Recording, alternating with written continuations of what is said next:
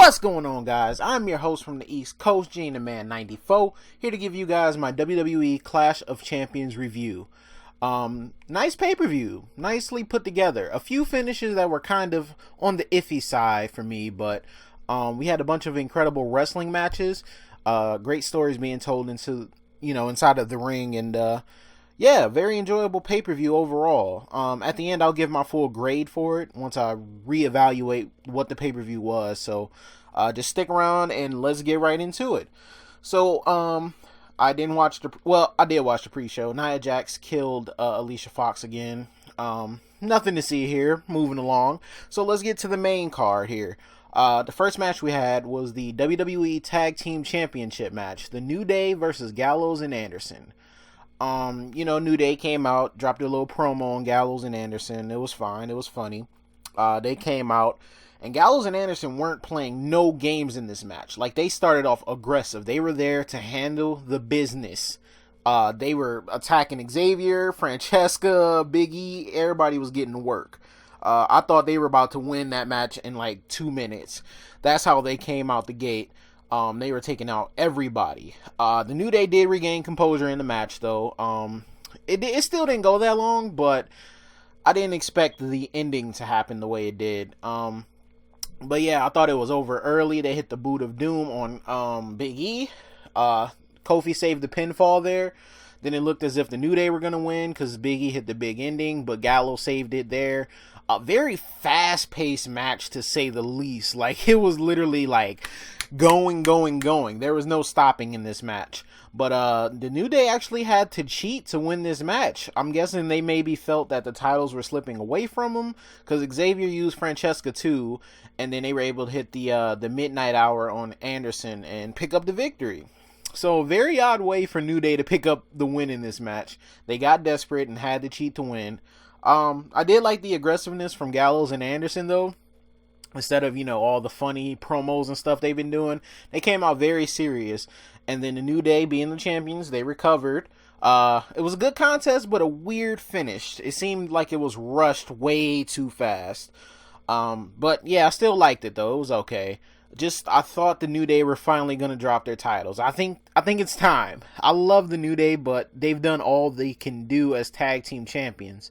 They need to drop. I hope they don't drop. If they drop the titles to the Shining Stars, there would be a full rant video about that. I don't think they're going to do it, but let's just pray that they don't go that route. I will be highly upset if they have... I'm making myself mad. I'm stressing myself out. That's not going to happen. Nope, it's not going to happen. Next match we had another solid match. The WWE Cruiserweight Championship match between TJ Perkins and the Brian Kendrick. Before I talk about the match, TJ Perkins' entrance was freaking awesome. It was like an 8-bit type of Mega Man entrance with like the old school classical music from video games. It was just incredible. I like what he did there with that entrance. This is the first time I've ever seen his entrance, actually. So if that's what it's been for so long, that was freaking incredible. TJ wanted to end this match early. He was working a very fast style of match, and Kendrick wanted to slow it down a little bit. He felt like he was working too quickly. He wanted, and then it became a very technical match. TJ started off with a bunch of submissions and holds and stuff, but he was still working pretty fast. And Kendrick doesn't really move that fast, so he started to work on him a little bit. He pulled a Finley move. When TJ slid out the ring, he got caught up into the ring apron, and Finley used to do that a bunch of times to people, and that's when Kendrick started to take over a little bit. But TJ's moveset, man, it's freaking crazy. He has like these unique submissions that he does. This was more of a technically sound match than maybe like high flying craziness. Not much high flying going on. They tried to wear each other down, like I said, with the submission holds and locks that they were doing. And yeah, it was a pretty good match. Very close near falls, and they were both countering out of each other's submissions, because both of them have submissions that'll, make you tap out, that they win matches with. But I think TJ locked in the leg bar, I guess that's what they're calling it, and made Kendrick tap out. Solid match, few high spots, not too many. They didn't overdo it, and I like that they didn't overdo it. After the match, TJ was about to get interviewed because, he retained his title. Kendrick, shook his hand and then, fully went heel. He was working heel throughout the whole match, but he fully went heel and hit him with a headbutt. Because he wouldn't shake his hand before the match got started. And then, at the end of it, he shook his hand, but then he attacked him by hitting him with the headbutt, letting him know, hey, you beat me now, but I ain't going nowhere. So you got to look out for me. So I like what they did here. Got some heat on Kendrick. And, going forward with this Cruiserweight division, I can't wait to see what they're going to do. Wait till we get, a bunch of other Cruiserweights involved in the Cruiserweight division. We'll see. Maybe we'll have more incredible matches. Then we had match 7 of the best of 7 series between Cesaro and Sheamus. And I was so ready for this to be over with. Cesaro battled back from a 0-3 deficit from Sheamus to tie it up 3-3, and now they're having the final match, the deciding match, and the winner of this match gets a future title shot. Still don't know what title, but they get a title shot. That's what Mick Foley said. Match was fine. Nothing wrong with it. I like how they switched it up a little bit, did things differently, because, you have 6 straight matches, and then the 7th, you gotta kind of do some things differently, or else it just becomes the same exact match you've been doing over the past couple of weeks. I don't want to see these two wrestle again for a long time, even though this was a great match. Definitely their best match of the series. Cesaro, this man Cesaro is out of control. I think he had the slowest, most sloppiest 619 I've ever seen in my life. And I never expected him to do that, but he definitely did it. The heart of these two guys were just crazy. You had Sheamus doing things he normally doesn't do, like he was, skinning the cat onto the top rope. But it felt like a real fight. They were out to hurt each other. They didn't seem like they really wanted to wrestle each other. It seemed like they just wanted to kill each other. They fought in the ring, out the ring, in the crowd, all over. And they ended up over the barricade. Now, early in the match, Cesaro did a suicide dive out of the ring and landed on his head. I thought it was over.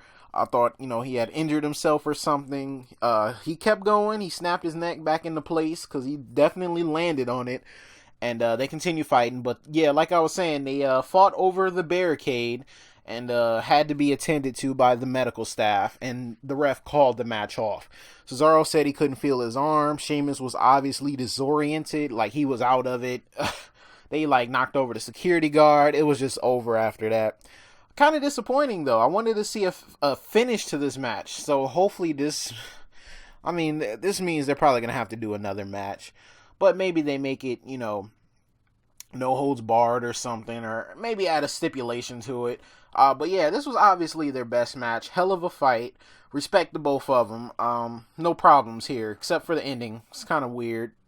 But whatever. Still a good match. So, Charlotte was just back in the backstage pretty much talking crap to Bayley. That was cool. Next match we had was Chris Jericho versus Sami Zayn. And this match stemmed from the highlight reel where Jericho blamed Sami for ruining a perfect friendship with his now best friend, Kevin Owens. And Sami Zayn was just like, you're just Kevin Owens' bitch pretty much. And he's just going to turn on you like he did me. And Jericho sucker punched him or hit him with a cell phone and then hit him with the code breaker. So now they're having this match. Physical match between these guys. I had no problem with it. Sami's still performing at a very high level, as is Jericho. Still doing what he does best. He can work over a crowd like many I haven't seen before. It's hard to ground the very agile and athletic Sami Zayn, though. Not many can do it. Jericho tried to, though. He definitely worked on the knee that Sami tweaked early in the match. Trying to weaken, his finishing move is the haluva kick. He uses his feet a lot during the match. So Jericho, being the veteran that he is, tried to take away one of his strong points. And he was trying to take away the haluva kick, so Sami couldn't end the match with that. Bunch of back and forth finishers and attempted finishers. Jericho put him in the walls of Jericho, which definitely hurt his knee even more. Sami dug deep down and fought out of it. Hit a beautiful blue thunder bomb. That was almost perfect. Which can never really put anybody away. It seems like it's just a signature move, but it never really gets the pinfall. Great near falls and a great match as I predicted. I knew that this match was going to be incredible. And this is what made Sami likable in NXT. His ability to put on great matches, even though if the match doesn't really mean anything in the long run, he can still go out there with anybody and put on an incredible match. But his efforts, man, he lost this match. His efforts were gone to the waste. Jericho baited him in when Sami was starting to mount his last little comeback and hit the code breaker on him and picked up the victory. I thought Sami was going to win this. I don't see what the point of having him lose is, because this could have set up him and Kevin Owens in the future for the Universal title. Now, I know they had this rivalry since NXT and probably even before that, but how does this help Sami Zayn? When is he going to get that victory? He hasn't gotten that victory. He's not going to win the U.S. Championship anytime soon, and he's damn sure not going to win the Universal Championship anytime soon. So what are we doing with him here? What are we doing? I don't know. Jericho doesn't need a win. What does he need to win for? He beat AJ at WrestleMania. That was questionable. And he just won this match. Like, why? I love Jericho, but come on. You gotta be smarter with your booking. Kevin Owens backstage with Mick Foley and Stephanie McMahon. They were congratulating him on his first main event, the first Raw-specific pay-per-view since SummerSlam. And, they were just pretty much gassing him up. Mick Foley said he was especially proud of him, too. And Owens was like, oh, you're proud because I got through all the obstacles that you threw at me, right? See, I'm going to go out there and prove why Triple H picked me over Rollins. I'm going to prove why you should have drafted me over Rollins and why Kevin's the main event. And he also said that Seth is no longer the man, he's the mistake. Mick's mistake. He was like, not trying to offend Stephanie, but he was just saying that they should have picked him from the beginning. So I like what they did there. Next we had the Women's Championship Triple Threat match. A dream match that could have taken place at WrestleMania or maybe even a more important pay-per-view. But it was fine. We got to see it finally. Sasha won her title back from her loss at SummerSlam. She was still dealing with the injured back and I believe ribs as well. She had that taped up during the match. Bayley was in the number one contenders match on Raw, the triple threat with her, Dana, and Sasha. Her and Sasha double pinned each other, so she was inserted into the match on Raw last Monday. And, of course, Charlotte being the champion, trying to retain her title, just coming off her big win at SummerSlam over Sasha. It was a great contest from these ladies, like I knew it would be. They kind of rushed it a little bit, like with their pacing during the match. Bayley and Sasha quickly stopped being friends, and they fought each other. They realized that they couldn't double team Charlotte but for so long. It was a no DQ match, as all triple threat matches are.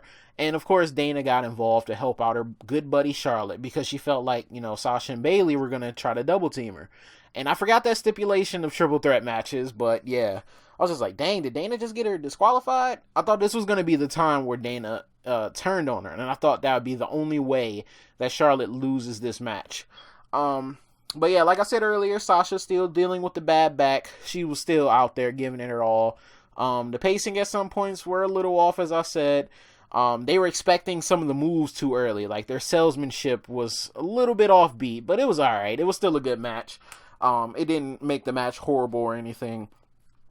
They were all getting in good offense. Charlotte got in the majority of the work here. And, of course, she had Dana to back her up. She hit a nice double moonsault onto Bayley and Sasha. I was just like, man, that was incredible. See, that's not overdoing it. They were in the ring. They were both on the ground. And all Charlotte had to do was execute the move. It wasn't like, oh, you got to catch me from this moonsault outside the ring and sell it at the same time. No, they didn't do too much in this match, which is what I liked. Dana got Charlotte out of the bank statement that Sasha put her in, of course, because she's helping her the whole match. Saved her pretty much. Sasha got removed from the ring. They threw her into the barricade. She tried to get back into the ring because Bayley was about to lose to Charlotte, but Charlotte knocked Bayley into Sasha, hit her with that kick to the face that she does, and was able to pick up the victory off of that. They gave it their all. It was a little bit of sloppiness, but those are just nitpicks to me, honestly. Charlotte refused to give up, and Dana refused to let her lose. So her protege definitely helped her out. So let's see if she'll give her credit for that, which I really doubt. I'm expecting Dana to turn on her pretty soon. Maybe in the next couple of weeks. Probably before the next pay-per-view, which is Hell in a Cell, I believe. But it's coming soon. But Charlotte retained her title here. Good match. Solid match. Didn't really have too many things wrong with it except for the little nitpicks, but that was fine. Not too much. Next we had the U.S. Championship match. Rusev versus Roman in the Reigns. Oh man, this match was bittersweet for me. I picked Rusev to win this match, and then I changed it to Reigns was just going to win by disqualification or something because they were going to start brawling again. But no, they actually had the match. They actually went through with it. Very physical contest. Rusev worked over Reigns for maybe 3/4 of the match. Roman had to fight his way back into the match. Like, all the way back into it, because Rusev pretty much had him beat, which is seeming to be the theme of a lot of Reigns matches lately. He gets beat down in the beginning and, mounts his comeback in the end. Reminiscent of one John Cena, I would say.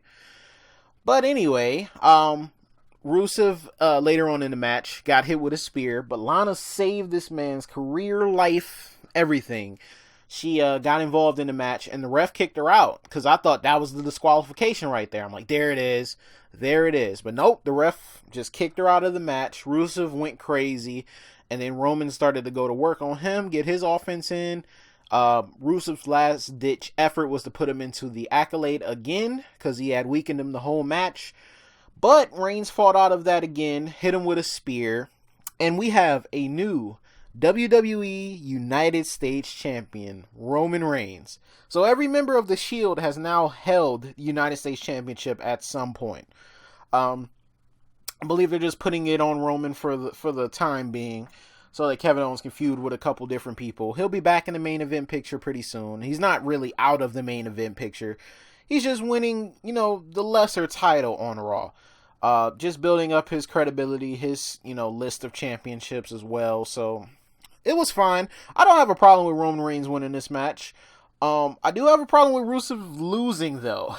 That's why I said this match was bittersweet for me.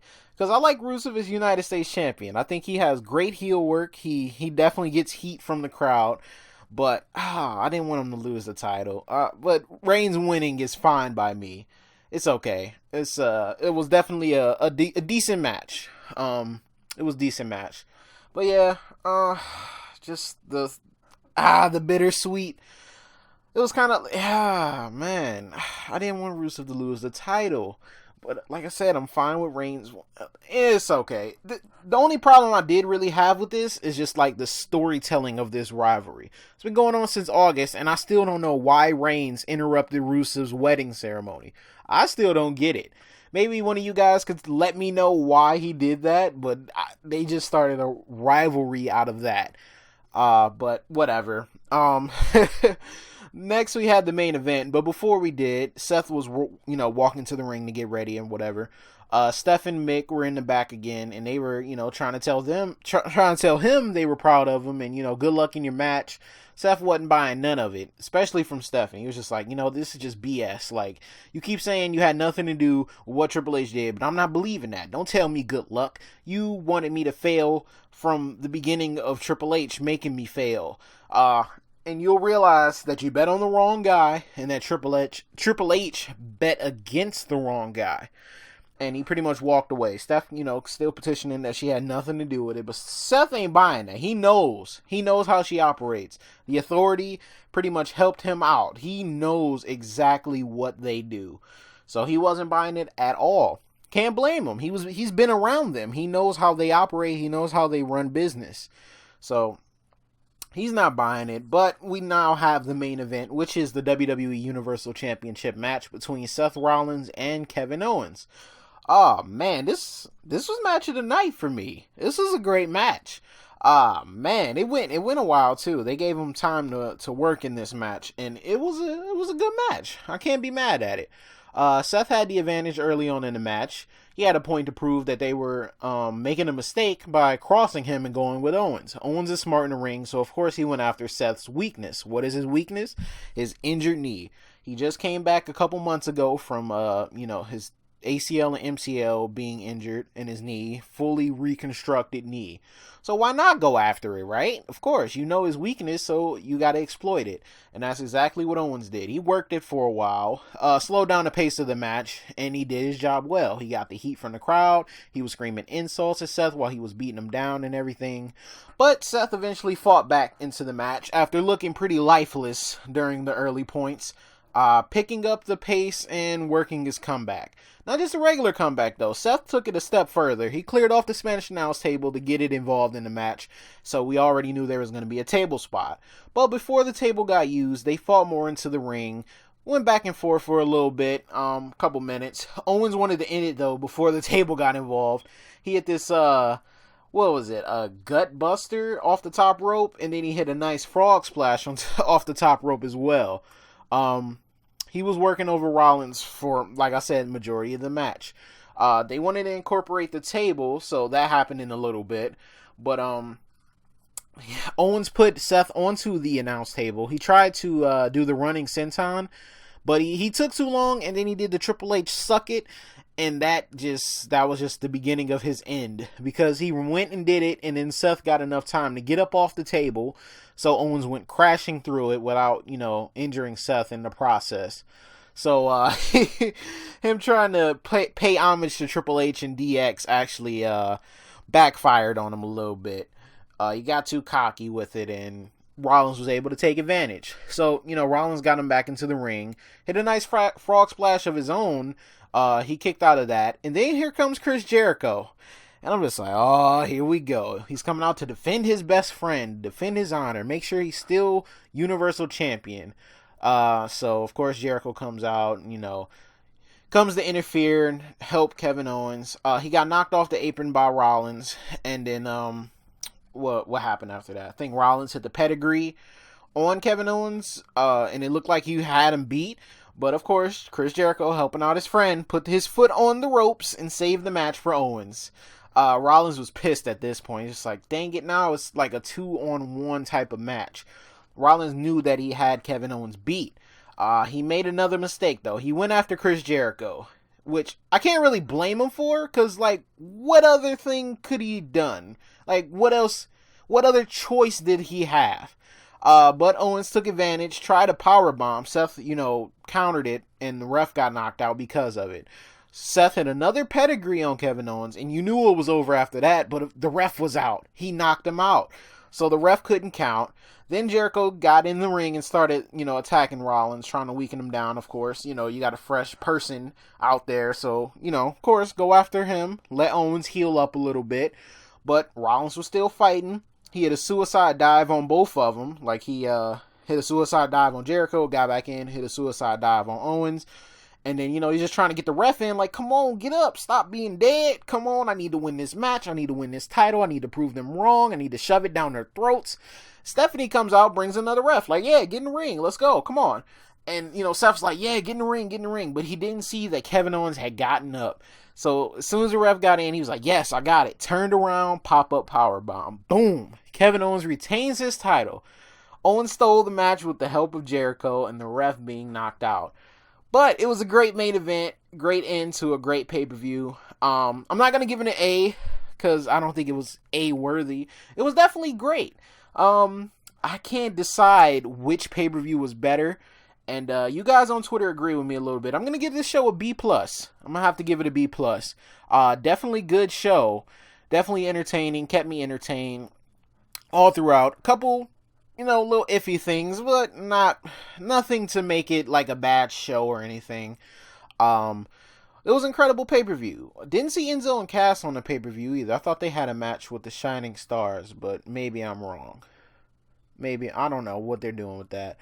But some things to take away. We're probably going to see Cesaro versus Sheamus again in the near future. Seth's going to complain that Jericho interfered in the match, so I'm pretty sure he's going to continue his rivalry with Owens. Roman Reigns is going to probably continue his rivalry with Rusev because he just took the title off of him, so Rusev's going to come back.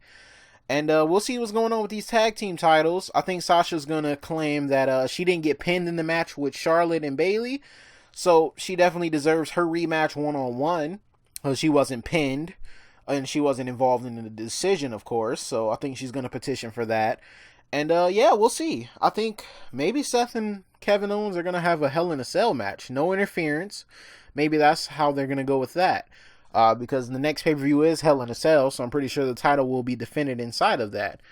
Maybe even Rusev and Reigns will have a Hell in a Cell match as well. We'll see where it goes from here. Very excited for the future. Hopefully Monday Night Raw can be good for once, because it's been crappy since the draft, to be honest. Few good moments on Raw, but that's really it. Not really consistently good shows, so we'll see. I'm actually kind of interested. I don't really want to see them fight again, but I'm kind of interested to see the fallout of this Sheamus and Cesaro thing. They wanted to keep fighting, but the refs and the doctors, they're like, nah, you guys can't keep fighting. You can't even do it. But yeah, like I said, B+ for this show. Let me know what you guys thought of the show. I thought it was pretty good. Pretty solid show. I wasn't too mad at anything that really happened. Some surprising things, but that's to be expected. You can't guess everything right in WWE. So yeah, I want to thank you guys for joining me for my Clash of Champions review. I hope you guys enjoyed the video. If you do, if you're new, subscribe to the channel, like the video, share it if you feel like it.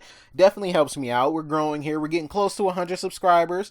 And this is a grind, man.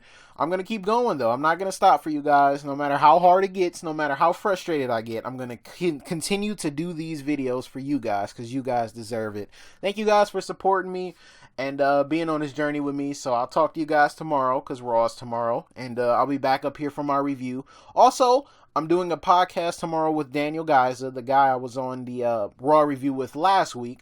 So definitely come check that out. We'll be live tomorrow at, I believe, 10 o'clock. Or no, 11 o'clock in the morning. So if you guys want to come through and check us out, go ahead and do that. Subscribe to his channel. Go show him some love as well on his videos. And thank you guys for watching. I'll talk to you later. Peace.